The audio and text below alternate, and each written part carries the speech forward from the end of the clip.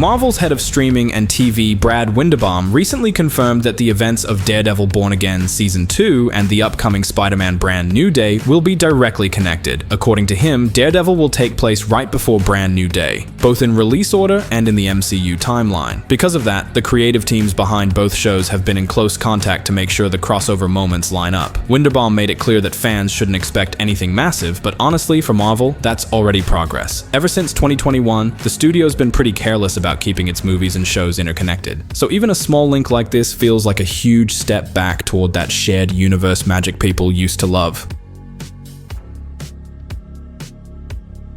In Season 2 of Daredevil, we'll likely see Wilson Fisk finally get taken down as mayor of New York. Matt Murdock is said to form a new team, and one of its key members will be none other than the Punisher. That's important because Frank Castle is also set to appear in the new Spider-Man, which means the two series will overlap at least through shared characters and references. And honestly, that's exactly the kind of subtle world building Marvel's been missing. Spider-Man 4 is expected to introduce villains we've never seen on the big screen before, fresh threats that could reshape Peter's corner of the MCU. After Brad Winderbaum's comments about Daredevil being connected to Brand New Day, fans quickly started revisiting that old, half-forgotten deal between Marvel and Sony back in 2019 when Sony briefly pulled Tom Holland out of the MCU and threatened to move him into Tom Hardy's Venom universe. The two studios struck a new agreement. That deal allowed Marvel to use Spider-Man in one crossover project of their choosing. Originally, that crossover was supposed to be Doctor Strange in the Multiverse of Madness, which at the time was planned to release before No Way Home. But when the schedule changed, Strange 2 came out after Spider-Man and Peter never showed up. Still, the contract technically remains in play, meaning Marvel could drop Holland's Spider-Man into one of their projects without asking Sony for permission.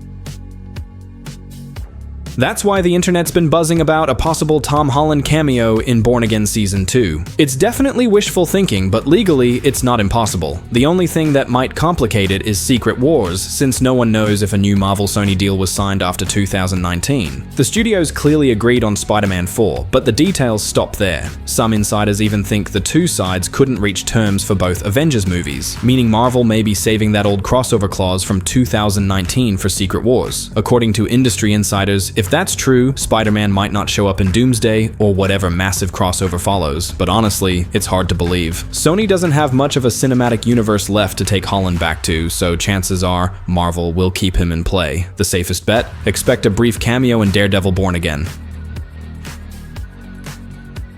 And speaking of comebacks, Michael Mando is also back as Scorpion after 8 long years. He lastly appeared in Homecoming's post-credits scene and now was recently spotted filming a prison break sequence packed with helicopters, gunfire, and a massive hole blown through a wall. Fans online had some pretty funny comparisons for. But the real mystery is who caused that destruction. If it wasn't an explosion, that means someone extremely powerful was behind it. Possibilities range from Tombstone to even Mr. Negative, any of which would make for an awesome street-level story. As for Scorpion, reports are all over the place. One leak claims he'll become the next Venom host, something Michael Mando himself has subtly hinted at on social media, suggesting Venom could emerge as one of the main villains in the next Spider-Man trilogy. But another, more recent leak says neither Tombstone nor Scorpion will be major antagonists. Instead, they'll appear briefly while the main villain is reportedly a shape-shifting woman.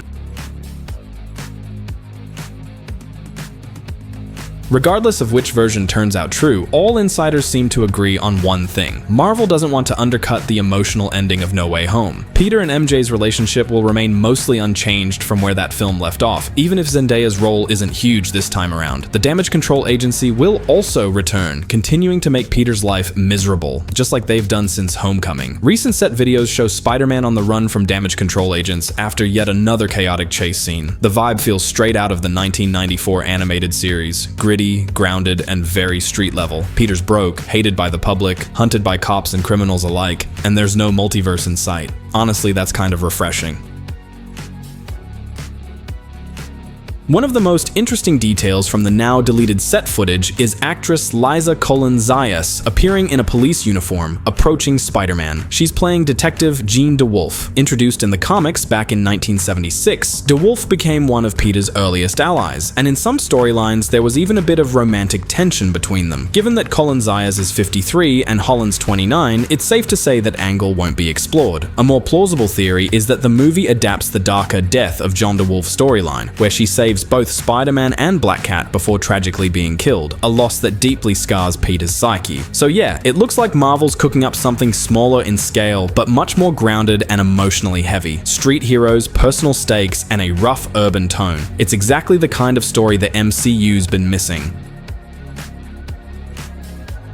Another big reveal from New York Comic Con was a brand new poster Marvel brought exclusively to the event, and fans immediately started dissecting it. The design featured a mysterious logo that had previously appeared on military tanks, and Kevin Feige seems to be having fun making everyone guess who it belongs to. The most obvious theory is that it represents the Inner Demons, the crime syndicate led by Mr. Negative. The logo's Asian-inspired design, combined with the fact that Jackie Chan is the stunt coordinator for Spider-Man 4, makes that theory sound pretty likely.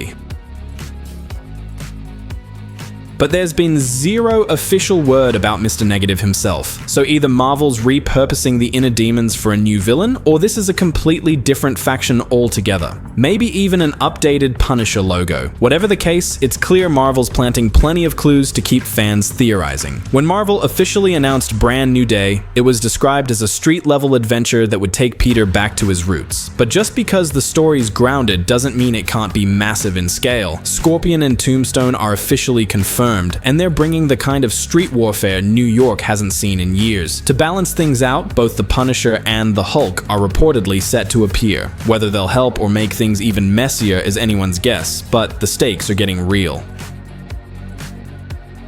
Reports suggest Brand New Day will feature several brief superhero cameos, and that could mean big things for the MCU's street-level future. Back in August, rumors surfaced that Yelena Belova would appear, and a few other heroes would also pop up. But before anyone worries about the Amazing Spider-Man 2 style character overload, these appearances are reportedly more like Matt Murdock's short but memorable role in No Way Home. Blink and you'll miss it cameos that add flavor without distracting from Peter's story. One theory is that Marvel wants to plant seeds for Doomsday in Brand New Day's post-credits scene, but that doesn't seem likely since Brand New Day is meant to stay grounded. No multiverse, no cosmic madness. Besides, insiders have already said Parker won't be involved in Doomsday, so tying his solo movie directly to that crossover wouldn't make much sense. Instead, there's a more grounded explanation.